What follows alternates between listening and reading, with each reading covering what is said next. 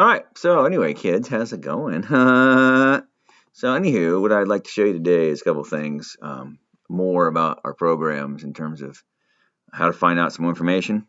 We're gonna be looking at some more of that coming up soon. So I just want to kind of talk about that a little bit, kind of how things look, how things are different, where you're gonna find things. So ALLDATA has, now has some better deals. So over here on the side, you can find connectors. And then here's a master list of them, but you can also find connectors by numbers. So let's say that Mr. Groom wanted to do connector X107 on this car. It would tell you where that guy lives somewhere. X107 is number 6, so that's where that guy lives, down there somewhere. It would basically a position of these things so you can see them better. It's all about locations. You can also click on grounds, for instance. So we can just do grounds by number. Let's say it's a G903 or something. It'll tell me where that ground is. And so apparently, looks like that's up in the headliner is what it looks like to me anyways. But again, you would know that based on what it is you're working on. But it's kind of sometimes neat to see where some of these grounds live.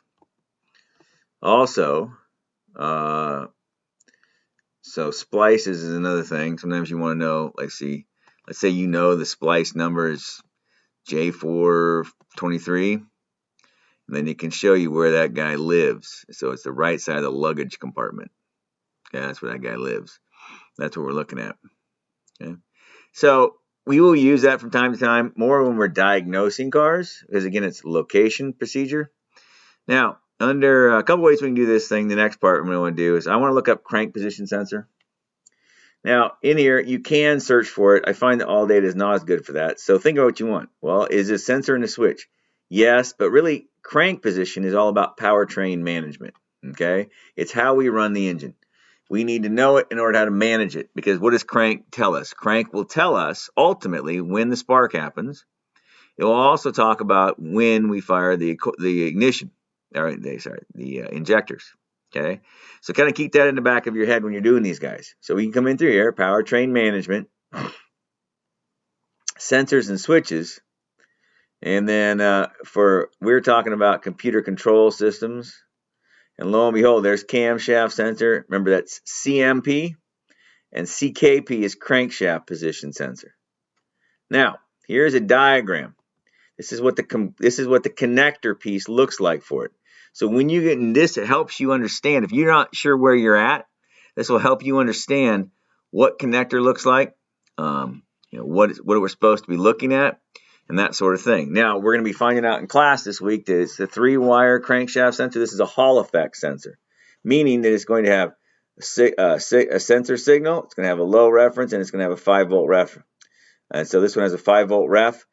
5-volt reference circuit, and what that does, what we're going to see is when that crankshaft goes around, it pulls that baby down to ground and then back up, and so you're going to see a 5-volt square wave on this deal. And so, under testing and procedure, it's kind of a cool deal. It kind of talks about how you can go about finding some of these different situations here. Now, it's not the best in terms of I don't think their stuff is the best.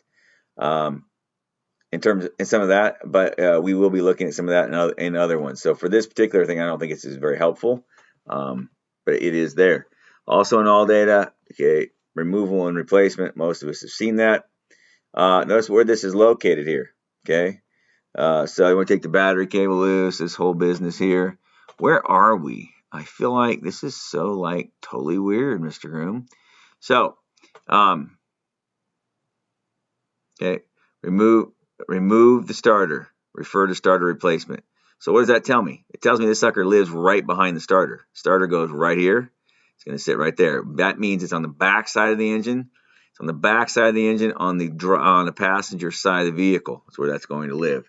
So we're going to be talking about this kind of things in the future, going through them, kind of seeing what's what. Obviously, this guy is going to be reading part of, remember right back here is where the flywheel is. So it's going to probably be reading. There's a tone wheel on the inside of that guy it's going to be reading off of. We'll talk a little bit more about it later on. Okay. So that's one. I think I'm going to pick a different vehicle here. 2012. I don't know, something different. A Hyundai Elantra. Sure. That's great, Mr. Grimm. Let's again go to powertrain management, sensors and switches. I feel like my eyes are going to fall asleep here in a minute. If I fall asleep, wake me up, will you? Crankshaft sensor. Nice. Now here is the connector view. So you can zoom out on that baby and see what it looks like. Oh, this is a 2-wire one. What does that tell me? Well, that tells me it's a reluctor pickup, okay?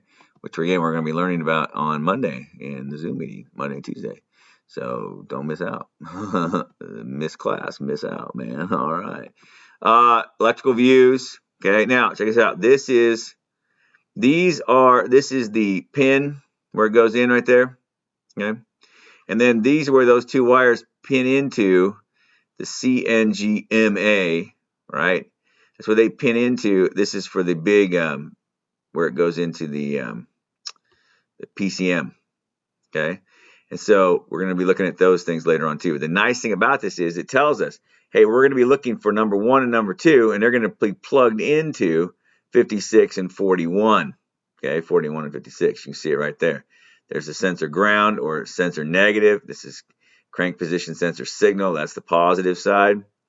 Okay, and so what's going to end up happening, we're going to talk about this, but this will enable us to see if the wires are good because we know where the wires are going. These pictures are kind of helpful sometimes. Sometimes they're really helpful. Sometimes they're just okay helpful. This is for if you have a manual transmission. This one if you have an automatic. Apparently they're a little different in terms of that. Okay. I'm just going to shove something else under here. Remember the OE diagram?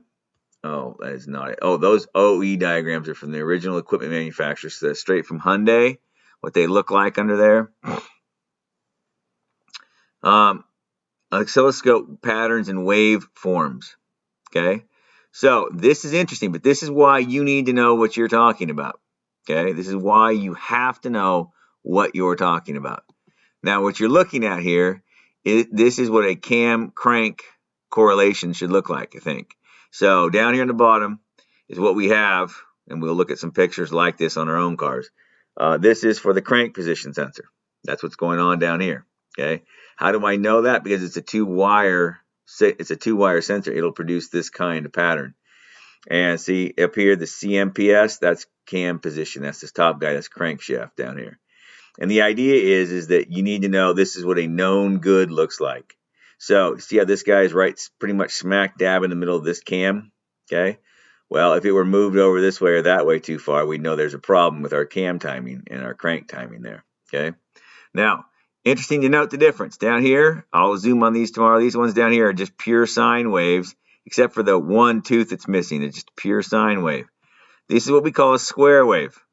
It's either on or it's off. It's on or it's off. And they produce a square wave. This is what we call a digital signal. This one down here is an analog signal. Okay, so we'll look at both of those, and you'll see what I mean by that. Again, this is just backwards. The crank's on top. This has been zoomed in on. And again, you see that pure sine wave, except for that one missing tooth. And then again, this is the nice, just big digital wave here. This guy I know is a 2-wire sensor because it's a reluctor. That's the kind of pattern they make. This guy here is a Hall effect sensor because that's the kind of pattern they make. And so, again, we're going to be talking about both of them this week, so don't panic. It's going to be fun. But I'm just pointing this stuff out to us a little bit today. Sure, let's look at this. So here I'm looking at the cam sensor. Apparently there's 2 of them. And notice it's a 3-wire. As soon as you know it's a 3-wire, boom, it's Hall effect. And so that's going to be something else you're going to need to know, okay? Can you use Hall effect sensors on the crankshaft? You better believe it, pal. Can you use reluctors on that one? Yep. Can you use a reluctor on a cam too? Yes, and yes. Can you use Hall effect on a wheel speed sensor? Yes. Most of them seemingly reluctors? Yes, that is true too. So when we see this, just be aware that they both can be used. They're both pretty good. And it really doesn't really matter. It's just some companies choose to go one way versus another way. Again, description and operation talks about how it is right here. Oh, look, it's a Hall sensor. What? And we're going to talk more about this. But again, I want you to note that. And then again, if you click on an oscilloscope pattern, it's the same one from before. That's new in ALLDATA now, which is pretty sweet. That didn't used to be there. Because oftentimes you will see something and you're like, well, I got a scope pattern. What does it mean? All right. And so you can look at it and see if there's a good one. Now, that feature is in Identifix. You can go look for it in Identifix. I just don't think it's quite as easy to find in there. Now, anyway, 2012. Elantra. It asked more questions for some reason. Crank shaft position sensor. There we go. And as before, you can read component operation. All right. So blah blah blah blah blah blah blah blah blah blah blah blah. The target wheel consists of 58 slots and 2 missing slots on a 360 degrees crank angle. In other words, so around the deal, there's 58 slots that are evenly spaced, and then there's 2 missing slots, and that's what produces that goofy shape when the crankshaft position sensor reads that. Okay, I'll try to get you some good pictures of that. Again, here's what the connector view looks like, just like in the other one. You're able to see, okay, do I have the right connector? That's kind of handy, by the way. And then not only that, when you're looking at it, sometimes those connectors, I mean, if you look at the wiring diagram, it can tell you, yeah, it's position 1 or position 2. But if you have the connector in your hot little hand and you notice that it's got a mark on it, for instance, like on one side there's a little divot where it goes in, and that way you can't put it in backwards. Then you can see that, oh, I'm counting over from this side. Oh, nice, sweet, that's hot. Okay, so just be aware of that. So today, yuck. Probably gonna have you I wanted to kind of have you look around on that. And we'll be testing you on that. So later in the week, it'd be like, okay, I want you to look this up, go. And when you come back to me, you're gonna be able to find, is this a Hall effect, or is this a analog, or a reluctor? Okay, what do we know about the reluctor wheel? Is it a 28 teeth, 58 teeth? Is missing 2, whatever it happens to be? And then, so those are the kind of things I want you to be able to find, and I want you to be able to find it either in, again, Pro Demand with the under the component operations, and that sort of thing. Of course, the wiring diagrams, and then the component connector views. Okay, or again in ALLDATA. Okay, I want you to be able to do that kind of with both of them and feel comfortable with them. Okay. I feel like there's something else. Oh, and then today, yes, thank you. That was the other thing I was going to do. Whew.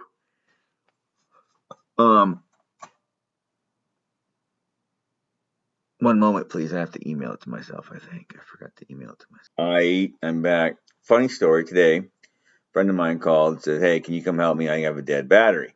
So I drive over to where she was broke down at, and I said, all right. So she pops the hood open, and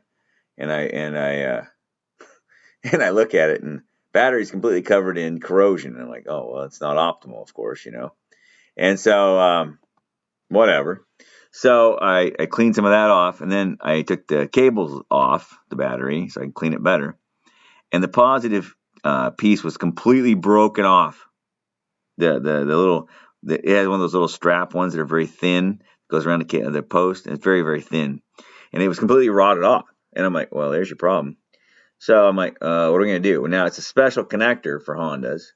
So I was like, ugh, what am I going to do? She needs to get home. So I took a couple of zip ties, and I took the piece of broken battery cable that was left. But all it was I was able to push it against the battery post and then zip tie it to the post. And I said, well, let's just see if this will work. Go ahead and try to start it. Fired right up. And then she says, I'm not going straight home. I'm going to run errands. So she ran errands all around St. Helens, stopped a couple other times before she got home. But she made it home. I'm like, good night, nurse. Yeah, just driving around with a zip tied on battery. Man, you can take the hick out of the country, but you can't take the country out of the hick, man. That's about the most redneck thing I've done in some time. You're also going to be watching or reading through this here a little bit. There's a couple things on here that we have not talked about, and I want you to be clear about them. Okay? And so, for instance, you see this little arrow right here? That means that this circuit continues off somewhere else, okay? We want to be aware of that.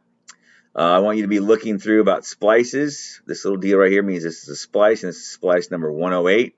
I want you to read through, and I want you to find out what all this information right here means, okay?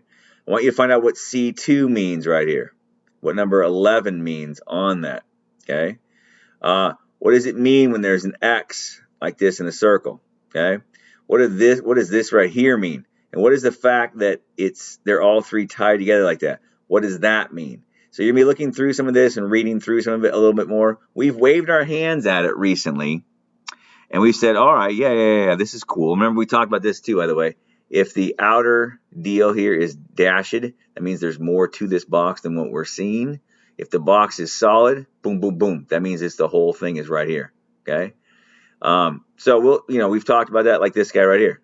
This is the junction block. Bam, that's it. That's all right there, done. Because how do I know? Because it's solid. This guy here is dashed, so it's just part of your instrument cluster, okay? And so you're going to read through this. You're going to read through some of this business here, which we've not talked about, okay? And then we're going to kind of see what's what, okay? Because I will be quizzing you on this soon, okay? Probably not today. It'll probably be later in the week. I think I want to do that later in the week, but I do want you to read through this business right here, okay? Again, really focus on some of this. Some of this we've just kind of waved our hands at because it hasn't been a thing yet, okay? So we have not actually talked about it. And later on, we will get into whether it's an NPN or a PNP transistor. We will talk about that. They're both switches. Mr. Chrome. Oh, just a minute. I got to answer the phone here. All right. Anyway, so we'll talk more about those in the future. But I want you to really focus in on some of that. Some of this stuff we've talked about, and other times we've just kind of let it go a little bit. Like we kind of waved our hands at it, right? Like we're pretty down with relays. We're pretty good down with resistors, that sort of thing. But I really want you to start focusing on some of this stuff, okay? And kind of see where we're going to go from there. So, and then, again, go back and read through some of this stuff. But again, really focus on this right here, these information here. Really focus on, obviously G200, that's obvious. But then what is this S236? What does it mean? Really focus on, where did it go? Really focus on this business right here. Really focus on that right underneath of there. So really focus on some of this stuff and kind of go, well, what's happening here? Okay, and then like the 1, the C5, that sort of thing. Really focus and pay attention to what's going on with that. And that's going to be, again, it's going to come up later in the week. It's not going to be an actual assignment today, but I want you to start paying attention to it a little bit more.